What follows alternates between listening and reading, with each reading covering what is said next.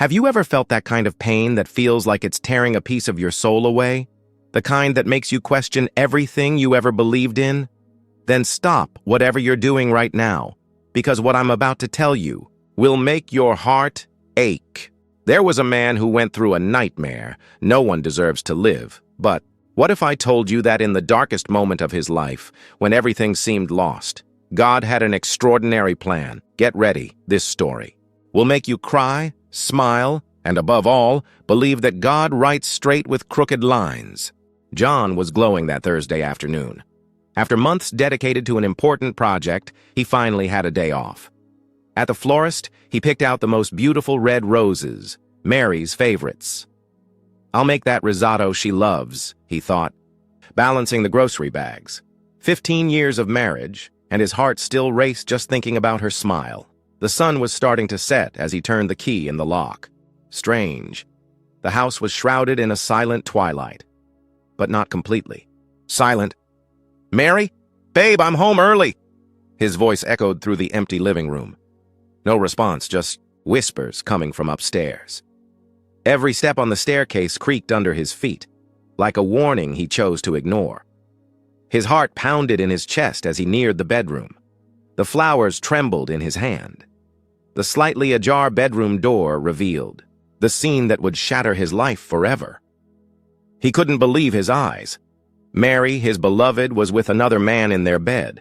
The roses slipped from his fingers, red petals scattering across the floor like drops of blood from his broken heart. He didn't scream. He didn't cry. He didn't say a word. He just closed the door softly as he was now closing. The door on his past, his dreams, everything he once believed to be true. I just need to disappear. It was the only thought echoing in John's mind as he drove aimlessly through the night. A full gas tank was his only company. The tears that hadn't come earlier now blurred his vision. 3 days later, the car was sold. The phone turned off. The crisp business suit was replaced by wrinkled thrift store clothes. It felt like every mile he drove erased a bit more of who he used to be. "Can I get a coffee?" His voice, once steady in corporate meetings, now trembled as he asked at the dirty gas station counter. On a particularly cold night, curled up on a park bench, John looked up at the starry sky. Funny, he thought with a bitter smile, how someone can have everything and yet have nothing. The reflection in a store window didn't lie. Unshaven face, hollow eyes, deep dark circles.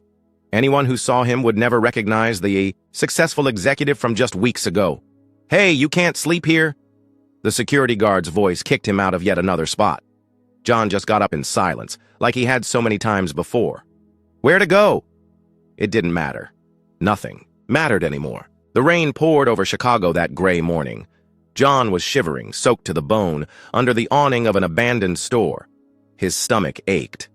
It had been 48 hours since he'd eaten anything more than a stale piece of bread. God. His voice came out in a broken whisper. "I know it's been a while since we talked. Maybe you don't even remember me, but if you're still out there, give me a sign. Any sign." His hands trembled as he found some crumpled change in his pocket. 3.25s. A fortune for someone who had nothing. The smell of food wafting from Joe's diner made his stomach churn. "Get out of here, bum!" The owner's words cut like a knife as John tried to step inside. "Take your leftovers and scram!"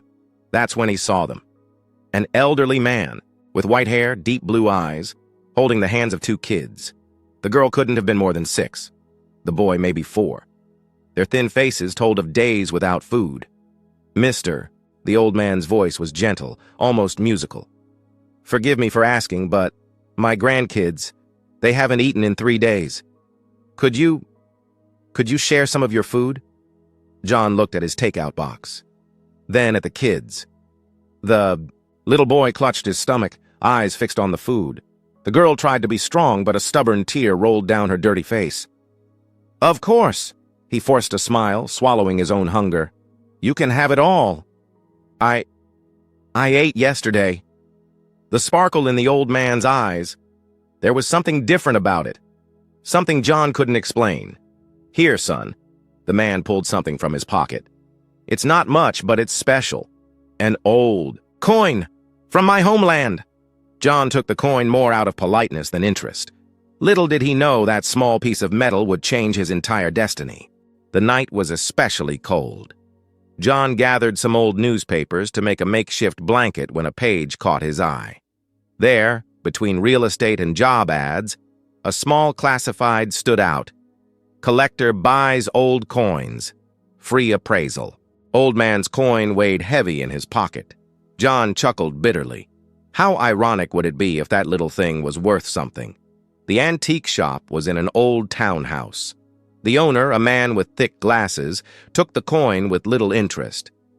But his eyes suddenly widened. "My God," he whispered, adjusting his glasses. This is impossible. A 17th century Spanish cob coin. Only 3 of these are known in the entire world. John could hardly breathe as the check was placed in his hands. The number of zeros seemed to dance before his eyes. The old man! The kids! John ran through the streets like a madman, asking on every corner, every shop, every stand. No one had seen the trio. An old guy with blue eyes, 2 grandkids. People just shook their heads. It was like they had vanished into thin air. As the sun set, John, exhausted, leaned against a lamppost. That's when he realized those blue eyes of the old man had a glow that wasn't of this world. John's heart was still racing when he returned to the newsstand where he'd started his search. Mrs. Celia, the kind newspaper vendor, waved at him. "Mister, I'm glad you came back. An old man left something for you." With trembling hands, John unfolded the small yellowed piece of paper. The handwriting was elegant, almost heavenly. "My beloved son, you asked me for a sign. And even in your darkest moment, when you had nothing, you gave everything. Remember, I never abandoned you. Signed, God the Father, Son, and Holy Spirit." John's knees buckled. He fell to the ground right there on the sidewalk, tears now flowing freely. The old man, those deep blue eyes like the ocean, that voice that brought peace, the children who appeared out of nowhere and disappeared like morning. "Mist, Lord," he whispered through sobs. "It was you all along." The sun rose differently that morning. John, now staying at a modest hotel, gazed out over the city that had seen him in his darkest moments just days ago. But his eyes, oh, his eyes now shone with a different light. "Lord," he murmured in prayer, "how could I have doubted your love? You were with me even when I slept on that park bench." Sitting on the edge of the bed, John opened a Bible he'd bought at the corner bookstore. Its fresh pages smelled like a new beginning. His fingers found 2 Corinthians 9:6, and the words leapt off the page as if written just for him. "Whoever sows sparingly will also reap sparingly, and whoever sows generously will also reap generously." Tears began to fall on the sacred pages. They were no longer tears of pain, but of profound understanding. I needed to lose everything, John thought, to find what really matters. I needed to feel hunger to feed someone hungrier than me. I needed the cold of the streets to feel the warmth of God's love. Through the hotel window, he watched a family walk by, a father, mother, and 2 kids. His heart, which once would have clenched in pain, now filled with compassion. The betrayal he'd suffered was no longer an open wound, but a scar that had taught him about forgiveness. John picked up a notebook and started making plans. The money from the coin would be used for something bigger than himself. He decided to open a chain of community restaurants where no one would ever be turned away because of how they looked. Places where anyone could eat with dignity. "God doesn't waste pain," he wrote on the first page. "He turns our wounds into blessings for others." Now, my friends, I have a message for you. Maybe right now you feel like John did. Your heart shattered into a million pieces, questioning every choice, every moment of your life. Maybe you feel like you've lost everything, like your prayers are bouncing off a brass sky, like God is too far away to reach your pain. But let me share a precious truth. It's precisely when we think God has abandoned us that He is closer than ever. Like a father watching his child take their first steps, He's there, arms outstretched, ready to catch us if we fall. John didn't just lose a marriage. He lost his identity, his purpose, his faith.